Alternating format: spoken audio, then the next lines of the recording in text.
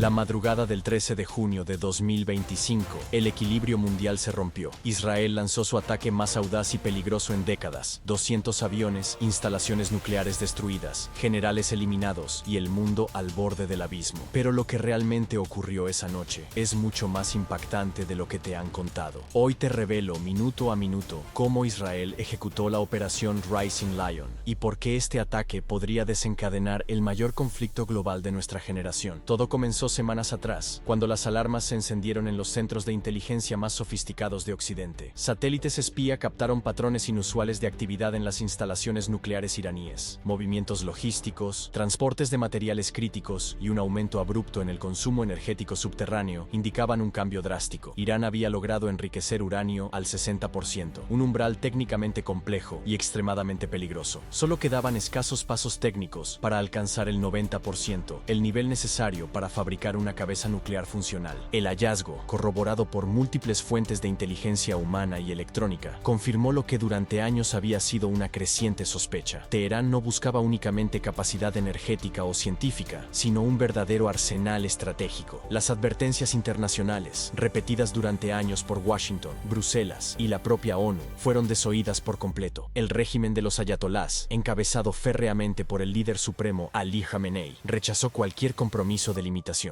Para el aparato clerical militar de Irán, el programa nuclear era ya no solo un asunto de supervivencia, sino de poder regional absoluto. El punto de quiebre llegó el 12 de junio. Ese día, la Agencia Internacional de Energía Atómica emitió un informe sin precedentes en más de 2 décadas. Irán se encontraba en no conformidad con los tratados internacionales vigentes. Fue el detonante final. La paciencia de Israel, siempre al límite, finalmente colapsó. En Tel Aviv, mientras las tensiones escalaban a niveles inéditos, el primer ministro Benjamin Netanyahu activó el mecanismo más reservado del aparato de defensa israelí, el gabinete de guerra. En la sala hermética, protegida contra interferencias electrónicas, se sentaron las figuras clave del Estado hebreo: el ministro de Defensa Yoav Gallant, el jefe del Estado Mayor Herzi Halevi, el director del Mossad David Barnea y altos comandantes de inteligencia militar. Durante horas revisaron simulaciones, rutas de ataque, informes de inteligencia en tiempo real y modelos de posibles represalias. La decisión, cargada de peso histórico, fue unánime: activar la operación secreta denominada Rising Lion. Decenas de cazas F-35 y Adir, aviones F-15 y Ra'am y unidades de guerra electrónica se alzaron en vuelos sincronizados. Algunas unidades salieron directamente desde bases dentro del territorio israelí, otras desde ubicaciones aliadas no declaradas en la región, mientras que informes clasificados confirman la utilización de improvisadas pistas secretas en el norte del Kurdistán iraquí, donde operativos especiales del Mossad habían preparado la logística semanas antes. Las aeronaves volaban bajo estrictos protocolos de silencio radial, utilizando rutas diseñadas para evadir radares iraníes, sistemas S-400 rusos y sensores de alerta temprana dispersos por todo el Golfo Pérsico. A las 3 de la madrugada, la operación entró en su fase decisiva. El ataque comenzó con una sincronización milimétrica. El primer objetivo, Natanz, el corazón palpitante del programa nuclear iraní. Bajo tierra, en una red de túneles reforzados, cientos de centrifugadores IR-6 giraban a velocidades hipersónicas, enriqueciendo uranio a niveles alarmantes. Sobre esa instalación, decenas de bombas de precisión GBU-39 guiadas por láser descendieron como agujas de acero, impactando directamente en los accesos subterráneos, salas de control y cámaras de centrifugación. Las explosiones, perfectamente calibradas, provocaron derrumbes internos que colapsaron galerías enteras. Meses, tal vez años de desarrollo nuclear iraní quedaban pulverizados en minutos. De forma simultánea, otras oleadas de cazas israelíes convergieron sobre los complejos de Kondab y Fordow. Fordow, especialmente, era considerado casi impenetrable, una instalación profundamente excavada bajo la montaña de Kuj Edamaband, protegida por gruesas capas de concreto y sistemas de defensa activa. Pero Israel desplegó su arsenal más sofisticado, las llamadas Bunker Busters GBU-57AB de penetración profunda. Cada proyectil, capaz de atravesar decenas de metros de roca sólida, perforó las defensas subterráneas antes de detonar con una potencia devastadora. Las explosiones se expandieron por los corredores blindados como una ola de fuego comprimido, inutilizando las centrifugadoras, destruyendo los sistemas de enriquecimiento y aniquilando los laboratorios más secretos de Irán en cuestión de segundos. Pero el ataque no se limitó únicamente a las instalaciones nucleares. Israel había planificado una ofensiva multidimensional, donde la cibernética, la inteligencia humana y la guerra electrónica jugarían un rol tan decisivo como las las bombas. Durante meses previos, agentes del Mossad, operando desde redes clandestinas dentro y fuera de Irán, infiltraron discretamente los sistemas eléctricos nacionales, las redes de comunicación militar, los radares de defensa aérea y los propios centros de comando de la Guardia Revolucionaria. Cuando los primeros misiles comenzaron a caer, las defensas antiaéreas S-300 y S-400, de fabricación rusa y orgullo del sistema defensivo iraní, quedaron repentinamente inoperantes. Sus radares fueron cegados por ataques cibernéticos simultáneos, sus sistemas de guiado confundidos por falsos ecos electrónicos. En cuestión de minutos, el espacio aéreo iraní se transformó en un corredor abierto, completamente dominado por los cazas israelíes. Era superioridad aérea total. A las 3:30 de la madrugada, con los cielos despejados de amenazas, comenzó la segunda oleada de ataques. Esta vez, los blancos fueron la columna vertebral del programa balístico iraní. En Khorramabad y Parchin, las fábricas de ensamblaje de misiles de medio y largo alcance fueron golpeadas con precisión milimétrica. Las explosiones desataron cadenas secundarias en depósitos de combustible sólido y cabezas de guerra en producción. Simultáneamente, en Isfahán, arsenales de municiones, centros logísticos y bases de operaciones de la Guardia Revolucionaria fueron arrasados. Los ataques no solo buscaban destruir infraestructura, sino desarticular por completo la capacidad iraní de coordinar una respuesta inmediata. Mientras las principales instalaciones militares y nucleares eran aniquiladas, una operación paralela, y no menos letal, se desarrollaba en las sombras de la propia capital iraní.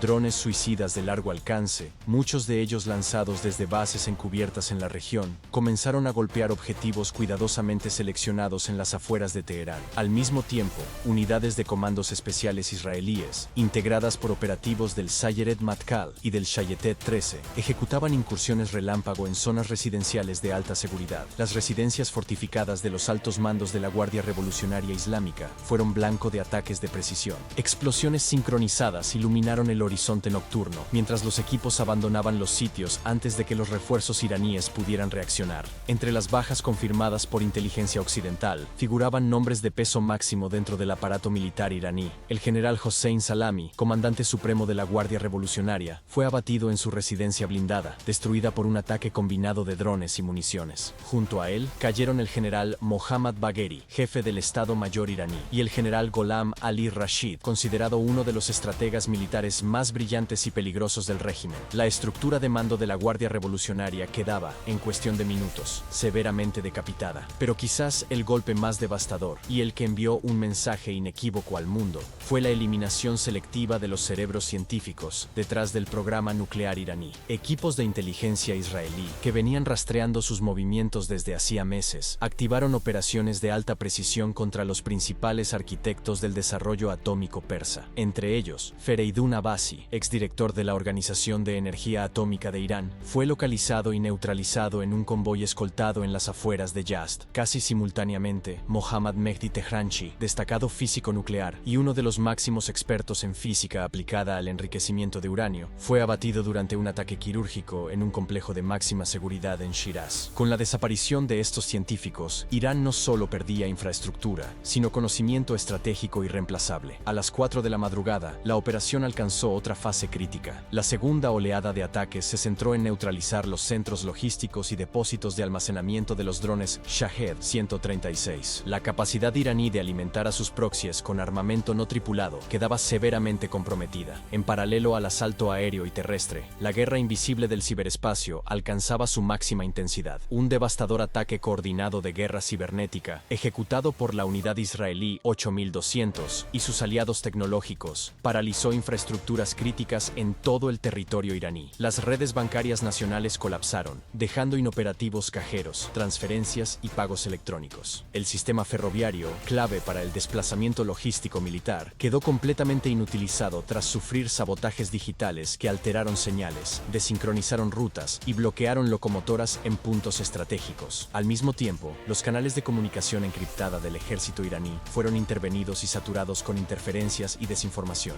Las órdenes no llegaban, los comandos quedaban aislados y el aparato de mando central se sumía en un desconcierto operacional sin precedentes. Mientras tanto, en el corazón de Teherán, el caos reinaba. Las sirenas antiaéreas ululaban sin descanso, anunciando ataques, réplicas y posibles impactos secundarios. La población civil, atrapada entre la confusión y el miedo, buscaba refugio en estacionamientos subterráneos, túneles y sótanos improvisados. Sin embargo, las consecuencias de la magnitud del bombardeo eran inevitables. En los barrios acomodados de Shahrak-e-Mahalati y Saadat-Abad, numerosos edificios residenciales sufrieron daños colaterales. Fragmentos de misiles interceptados, escombros proyectados y ondas expansivas de explosiones cercanas provocaron incendios, derrumbes parciales y decenas de heridos entre la población civil. Las ambulancias no daban abasto y los hospitales comenzaban a saturarse bajo el peso de la emergencia. Alrededor de las 5 de la mañana, tras horas de devastación, Irán intentó articular su primera respuesta. En una rápida represalia, se activó el programa de drones de largo alcance. Más de 100 unidades Shahed-136 fueron lanzadas desde múltiples plataformas, buscando saturar los sistemas de defensa israelíes mediante un ataque masivo de enjambre. El objetivo era claro: forzar al límite la capacidad de intercepción y conseguir impactos en territorio israelí. Sin embargo, el extenso entramado defensivo preparado por Israel y sus aliados regionales demostró su eficacia. Las baterías de la cúpula de hierro, Onda de David y Arrow 3, junto con sistemas de defensa aérea de Jordania, Arabia Saudita y unidades estadounidenses desplegadas en la región, trabajaron de forma sincronizada. Más del 95% de los drones fueron interceptados y destruidos antes de cruzar el espacio aéreo israelí. Solo unos pocos lograron alcanzar áreas deshabitadas, sin causar víctimas ni daños significativos. Poco después del fallido intento de represalia inicial, Teherán ordenó el cierre completo e inmediato de su espacio aéreo nacional. Todas las operaciones comerciales y civiles fueron suspendidas indefinidamente. En paralelo, el régimen activó su aparato de control interno, redes sociales bloqueadas, internet restringido y un apagón informativo casi total impuesto sobre la población. La televisión estatal iraní interrumpió su programación habitual para emitir una cobertura permanente de resistencia nacional, mostrando imágenes de movilización militar,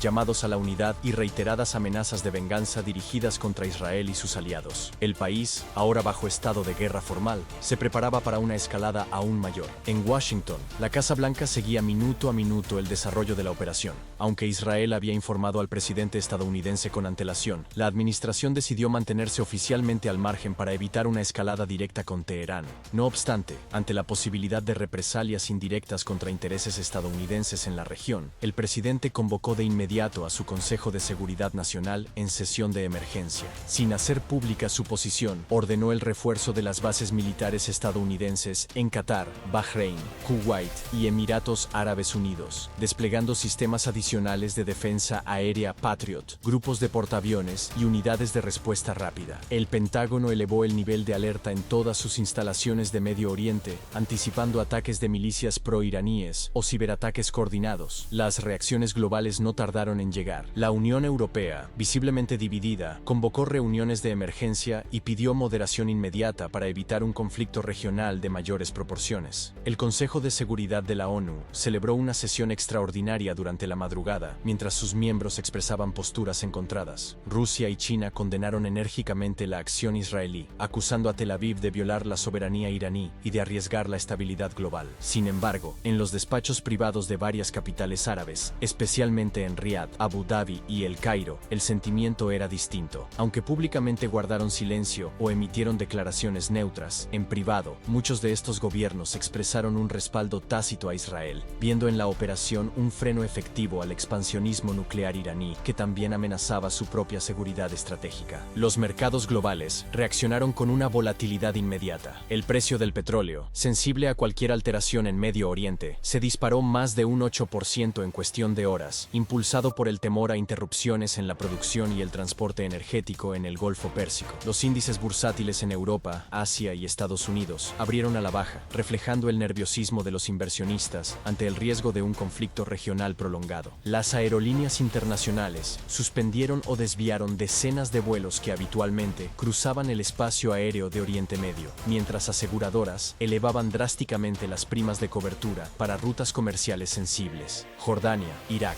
Líbano y Arabia Saudita, conscientes de la incertidumbre militar, ordenaron el cierre temporal de sus espacios aéreos como medida de prevención ante posibles desbordamientos del conflicto. Para cuando los primeros rayos del amanecer iluminaron el horizonte de Oriente Medio, los informes preliminares de inteligencia comenzaban a ofrecer un balance de daños sin precedentes. Las estimaciones indicaban que Israel había logrado desmantelar entre el 60% y el 70% de la infraestructura nuclear activa de Irán, reduciendo drásticamente su capacidad inmediata de enriquecimiento y producción atómica. Además, Además, el golpe propinado a la cúpula militar y científica del régimen persa era de una magnitud difícilmente recuperable a corto plazo. El aparato de mando de la Guardia Revolucionaria se encontraba descabezado y los centros logísticos de misiles y drones seriamente comprometidos. Sin embargo, a pesar del éxito operacional israelí, el peligro de una escalada regional permanecía intacto, flotando como una sombra sobre la estabilidad mundial. Pero la amenaza de una escalada mayor se mantenía latente. Las palabras venganza total comenzaron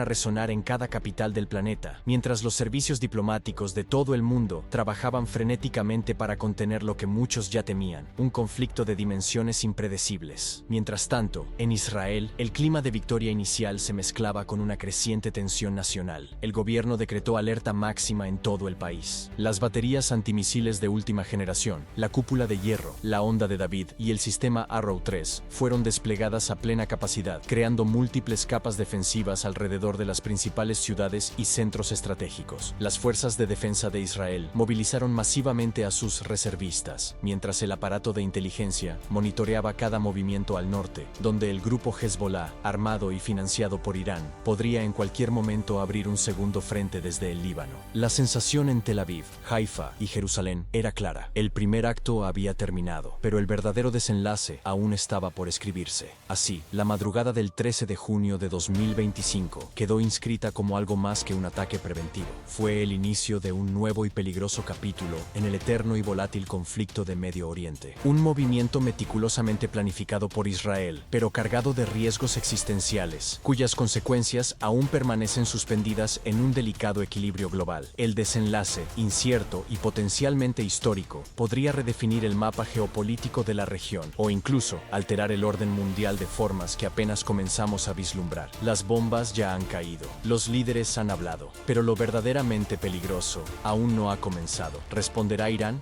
¿Se abrirán nuevos frentes en el Líbano, Siria o Yemen? ¿Intervendrán las grandes potencias? Este conflicto apenas está escribiendo su primer capítulo. Suscríbete y activa la campana, porque aquí vamos a seguir desglosando, minuto a minuto, cada movimiento de este tablero de ajedrez global. Y ahora, te pregunto a ti, ¿hasta dónde crees que llegará esta escalada? Te leo en los comentarios.